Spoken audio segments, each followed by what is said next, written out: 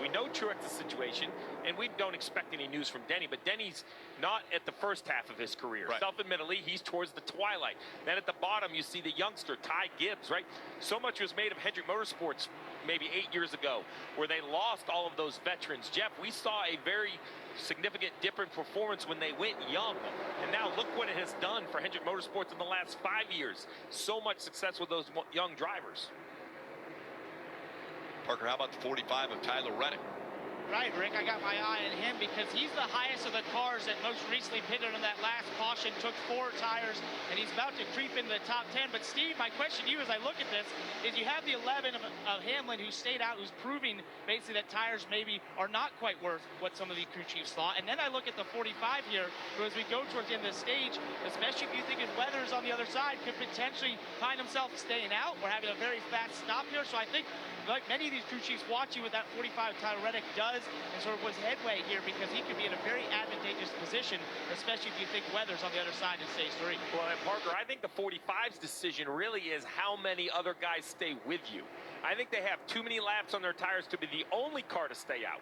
But if they stay out and behind them, Gregson, Byron, Cindric, Preece, Harrison Burton, other drivers, Keselowski, other drivers with older tires, if he can get 4 or 5 of those to stay out behind him, then I think the idea of staying out works, and I believe that's a risk you have to take. I think Keselowski is the type of driver that would stay out. I think a Harrison Burton, I think a Ryan Preece, at some point you have to kind of shake things up. You have to try to get outside the box somehow. So difficult to get around on the racetrack as we ride along with Keselowski and that BuildSubmarines.com on board.